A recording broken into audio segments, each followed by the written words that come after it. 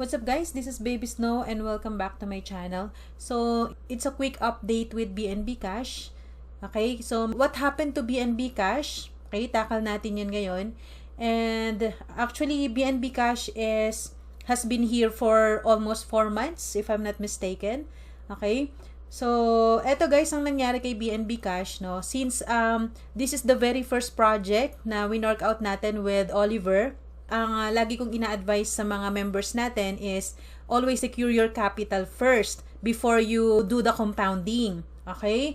So, ito yung nangyari kay BNB Cash. This is a smart contract. This is purely decentralized.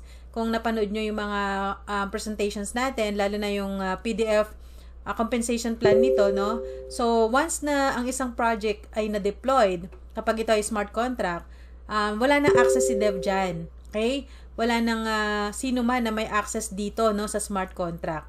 So, ito nangyari kay BNB Cash. Actually, na-drain yung funds. So, 'di ba? Sabi ko nga it's like parang upgraded version ng paluwagan, 'di ba?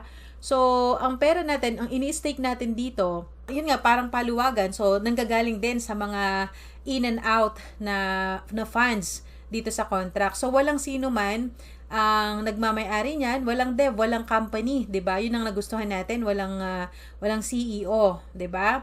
So ngayon, ang nangyari kasi when we compare this to Polcash, okay? Unang-una, bukod sa medyo expensive, no, si BNB Cash, si BNB, tapos every time na if we do the compounding is gumagastos tayo ng gas fee, okay? So, ang contract kasi dito is 100 days. So, medyo matagal, 'di ba? Compare kay Polcash na 70 days lang yung maximum. Tapos, ang pinaka-minimum days dun kay Polcash is 40 days, 'di ba? Para sa Diamond Package, which is yun yung pinaka-malaking amount. So, ang nangyari kasi dito kay BNB Cash, 100 days ang contract, isang ano lang siya, lahat is 100 days, 'di ba? Ayan, 100 days, 100 days, 100 days. So kung ang isang investor ay nag-invest ng 2.5 BNB, okay? Ayan, so siya yung makakapag-maximize ng earnings. Bakit? Kasi he is earning 3%, tapos for 100 days. It means, eto nga, gumawa ako ng video dito, no, na everyday ay nagtitipi ako, na hopefully ginaya nyo, kasi yun yung pinaka-safest way. So, dapat lagi talaga is secure your capital first, di ba? Or, pwede nyong gawin yung alternate, take profit today, and then tomorrow, compounding. The next day, take profit. The next day, compounding. So, ganun po dapat.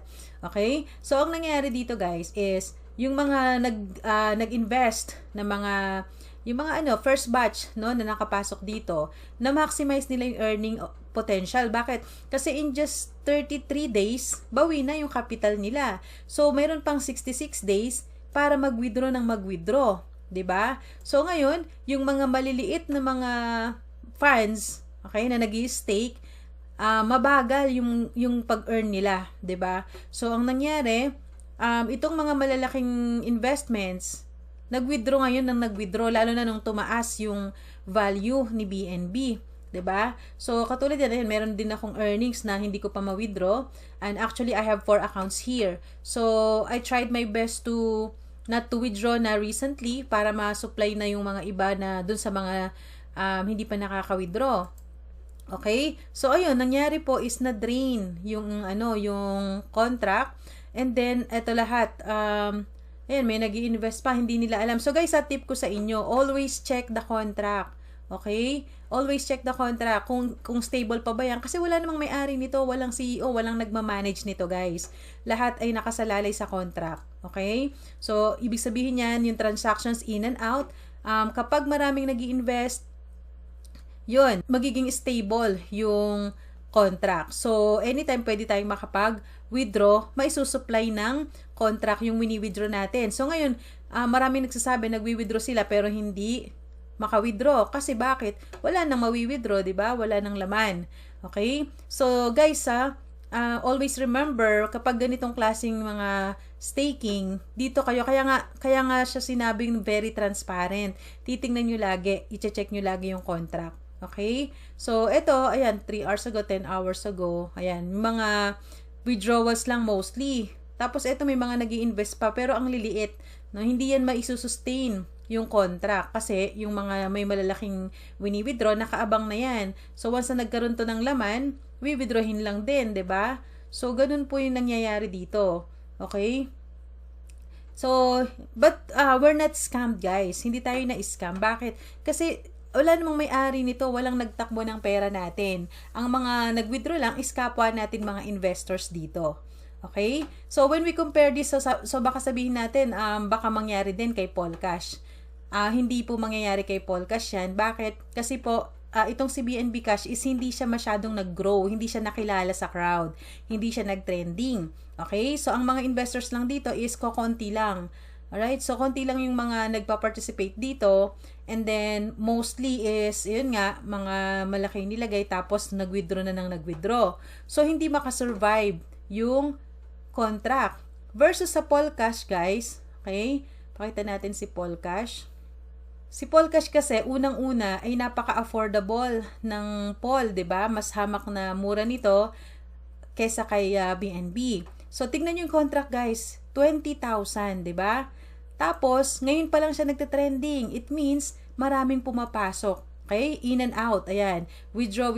Kahit maraming mag-withdraw diyan, tapos may mga investment, masusustain kasi nga habang tumatagal mas dumadami pa yung nag-i-invest. Okay, and this is worldwide. Nakilala si Polcash. Ibig sabihin nito, guys, marami mang mag-withdraw, mas marami ding pumapasok. Okay, kaya nga ayan 11,000 worth na yung Pol dito.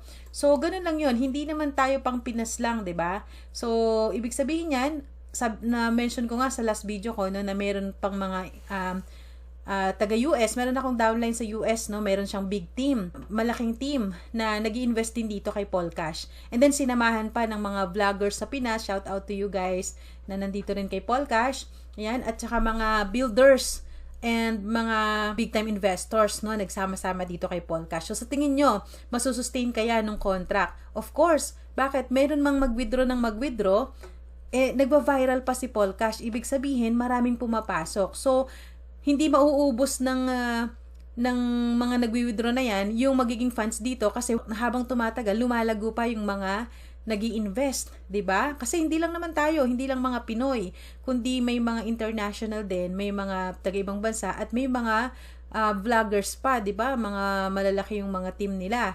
Meron pa sa YouTube. Kaya sabi ko nga sa isang ganitong smart contract, ang bumubuhay diyan is yung mga members. Okay? Katulad dito, staking ito. So, ang bubuhay dito yung mga investors. 'Di ba? So, dito kay Polcash, ang dami. Tingnan nyo naman.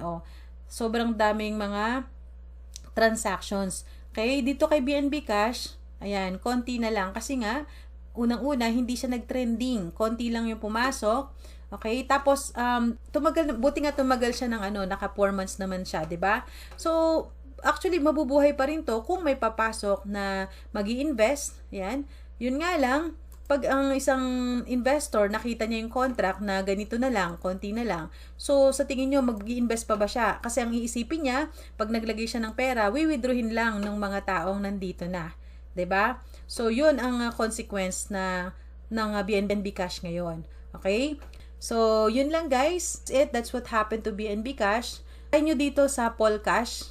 It's up to you, but again, always secured your capital before you go through compounding or whatever na strategy nyo. So, or else, try to invite someone para mas matulungan nyo na lumago or mag-grow yung community and yung investors mas dumami pa. Ang maganda dito kay Polcash, guys, hindi lang mga Pinoy yung nag-i-invest.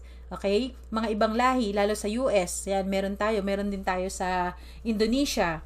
So, humahataw din sila. Ibig sabihin, kayang-kayang i-sustain ng contract yung mga investments natin. And aside from that, mas ginawa ni Dev na sustainable ito kasi nga, hindi siya katulad kay BNB Cash na 100 days, which is matagal yun. Ibig sabihin, 33 days lang, lalo na kung dito sila naglagay sa third cash.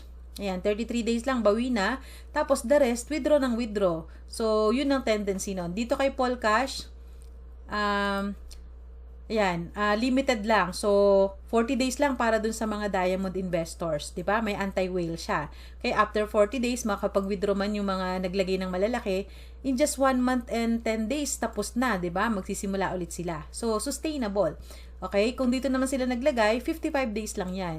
And then, dito naman, yung which is 5 to 499 lang, hindi ganun yung kalaki, yung mawi-withdraw nito, 'di ba? So, 170 days lang. Okay? So, ngayon, itong mga nandito na nag-i-invite, mas masusustain at mas magiging sustainable pa rin yung platform or yung contract kasi nga nag-invite sila ng maraming investors. Okay? Kumikita man sila, hindi din naman ganun kalaki yung percentage na nakukuha, 'di ba?